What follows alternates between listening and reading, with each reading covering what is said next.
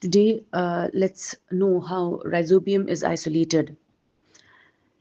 So today we are going to isolate one of the most beneficial microorganisms which is found in nature, Rhizobium, which is a bacterium that plays a crucial role in maintaining soil fertility and supporting sustainable agriculture.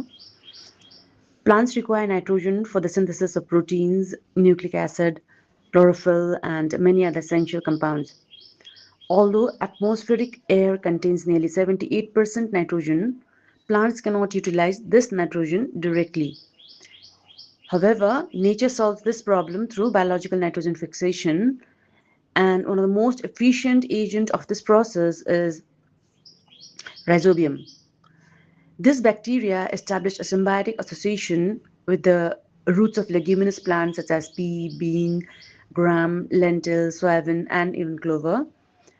They invade the root hairs and stimulate the formation of specialized structures called root nodules. Within these nodules, the bacteria convert atmospheric nitrogen into ammonia, a form that plants can readily absorb and use. In return, plant provides the bacteria with carbohydrates, energy, and a protected environment. This mutually beneficial relationship is an excellent example of cooperation in nature. So, in this practical exercise, our objective is to isolate pure cultures of rhizobium from root nodules of a healthy leguminous plant. First and the foremost important step is the selection of fresh, healthy pink nodules. Pink nodules indicate act- active nitrogen fixation due to the presence of leg hemoglobin, a pigment that regulates oxygen concentration within the nodules and protects the nitrogen fixing enzyme nitrogenase. The selected nodules are thoroughly washed under running water to remove adhering soil particles. However, washing alone is insufficient because microorganisms may still be present on the surface of the nodules.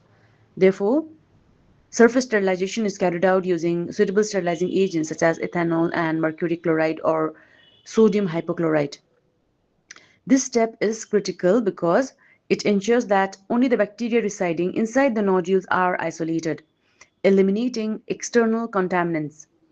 After sterilization, nodules are rinsed several times with distilled water, which is sterile, to remove traces of disinfectant, which would otherwise inhibit bacterial growth.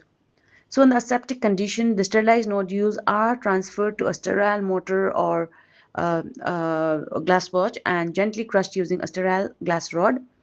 And crushing releases the bacterial cells embedded within the nodule tissues into a suspension. This suspension becomes the inoculum for a culture. A loop full of suspension is then streaked into plates containing yeast extract mannitol agar, which can also be abbreviated as YEMA, a medium widely used for the cultivation of rhizobium. Yeast extract provides vitamin and growth factors, while mannitol serves as an energy source. Sometimes Congo red dye is incorporated into the medium because rhizobium typically absorbs the dye poorly, helping distinguish it from the contaminating bacteria that may be present. So the inoculated plates are incubated at an appropriate temperature, generally around 28 degrees centigrade, for several days. During this period, individual bacterial cells multiply to form visible colonies. The appearance of these colonies provide important clues for identification, and colonies of rhizobium are usually circular, smooth, translucent to opaque, glistening, elevated, and mucilaginous due to the production of extracellular polysaccharide.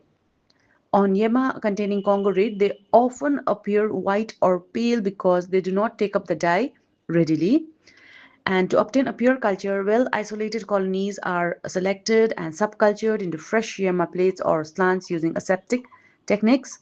Purification is essential because mixed culture can interfere with the accurate identification and further studies. The pure culture obtained can subsequently be used for morphological observation, gram staining, biochemical characterization, and preparation of the biofertilizer inoculants. This practical not only teaches us the techniques of microbial isolation and aseptic handling, but also reveals the immense agricultural significance of beneficial microorganisms. The tiny rhizobium cells, which is hidden within the root nodules, contribute substantially to the natural enrichment of soil nitrogen, reducing the dependence on synthetic fertilizers. They actively enhances crop productivity, improves soil health, lowers production cost, and promotes environmentally sustainable farming practices. Thus, through the isolation of Rhizobium, we gain insight into the unseen microbial partnerships that sustain life on Earth. The experiment reminds us that some of the greatest contributors to the global food security are invisible to naked eye, working silently beneath the soil to nourish plants and maintain ecological balance.